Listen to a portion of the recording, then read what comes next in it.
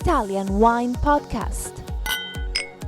Chin Chin with Italian wine people.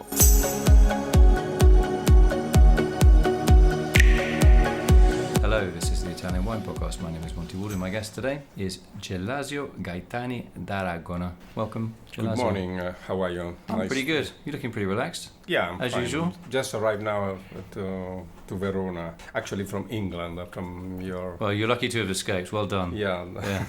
So, tell me about your career, what you do. You're closely associated with Tuscany. You know all the wineries. Everybody in Tuscany knows you. I haven't yet met anybody involved in wine who doesn't know of you. What do you do, and how do you do it? At this point of my life, I would say when I go around in the wine world, like today, it's the first day in Italy. At the end is I'm still curious to see what's going on in this world, and as my life began as a wine producer. When I was very young, I was in Montalcino. My family was making Brunello di Montalcino. My father, then I followed his for quite a few years. So when did you start, or when did he start with Brunello? It was the first vintage was 1970, which for Brunello di Montalcino is like to say the historical first period, because before that, the denomination was in 1966. So, and then so there were only about 20 producers then, weren't there? Yeah, we were maybe? only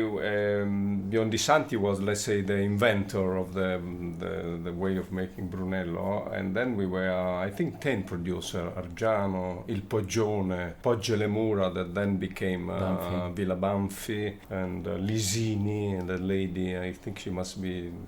I hope she's still alive, but she was quite old at the time. So it was, let's say, the historical time of Brunello.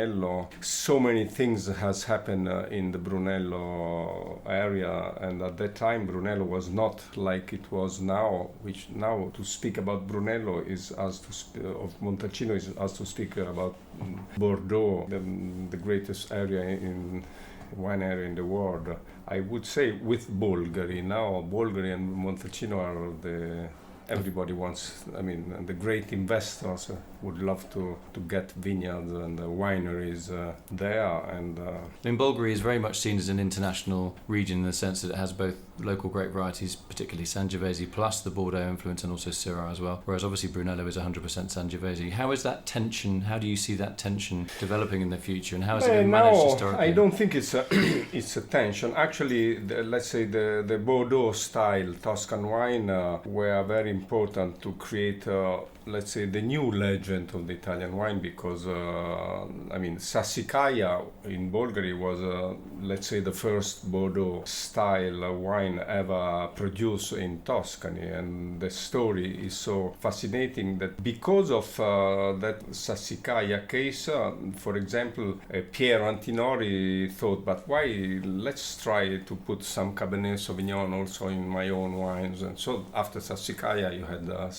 Solaia, Tignanello, and this, let's say, the Bordeaux emulation brought to the renaissance of Tuscan wines with, America get crazy for Robert Parker, get crazy for, Bordeaux is still the benchmark of. Now it's a moment where all the new generation of Italian producers are going back to the traditional varietal in order to find something that nobody other have, and so nobody can copy. Yeah, and so now because Italy became, now it's quite famous all over the world. So now it's a new, comparing to the time I was in my 20. It's a new era, and probably another new era will be when China or all the Asiatic will be the real buyer also of Italian wine. Do you think the old days were more fun? Like when you were a kid, growing up in Dublin, Brunello was not a world-famous wine. It was a deserted area, wasn't it? No, I think what is very fun for everybody is when you are young.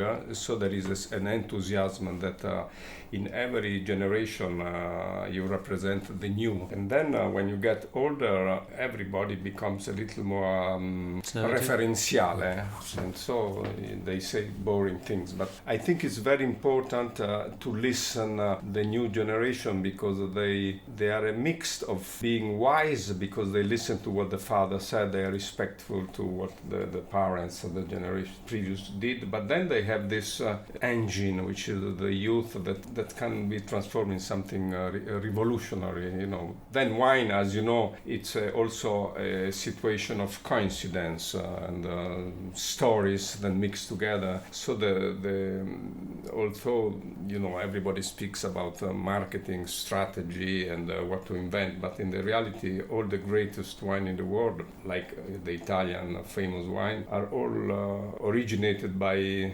accidental chances.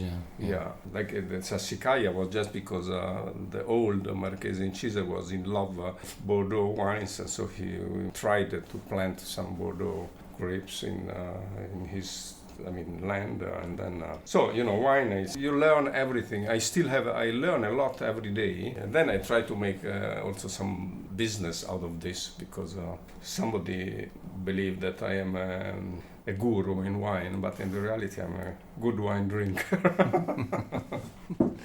Okay, Gelasio, I think we'll leave it there. I mean, do you think Montalcino is a zone that you love and you know well, and you've had such personal experience with it? Do you think it's in a really good position at the moment? I personally do. I think there's been so many changes, and obviously there's always room for improvement. But as a region, it's made, I think, huge strides, huge progress in the last 8-9 years. Yes, now we are really entering in the golden age of Brunello, because now also every single wine producer is much more conscious of how the wine should be, is much more knowledgeable about the international tasting of market. So I think Brunello is living, and also the investor, the new wine producer are much more passionate about wine. It's not only the banks or the insurance company that used to buy in Montalcino in the 80s, in the 90s. Now all the new acquisitions are made by professional wine people, like the case in a way, I would say, the Biondi Santi acquisition by French. I think it's a positive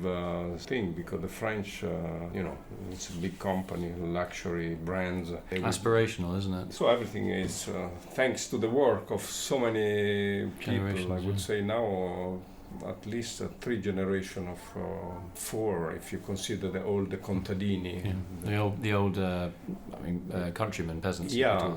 I think to people like Pacenti, Baricci, that now they must be dead, I think. Yeah, Nello recently passed. Yeah, Nello passed away, but I think there is still comparing to Bordeaux, for example, Montalcino still has to develop some maybe some structure within the consorzio, anyway. Step by step.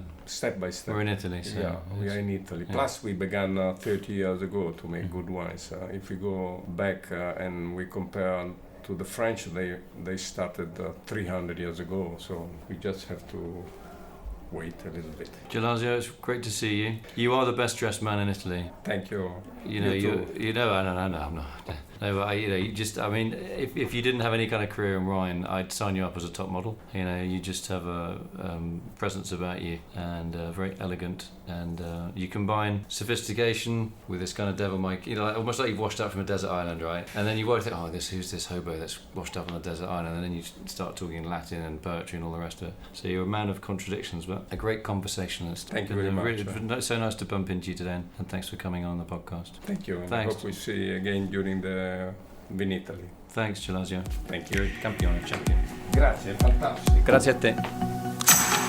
Follow Italian Wine Podcast on Facebook and Instagram.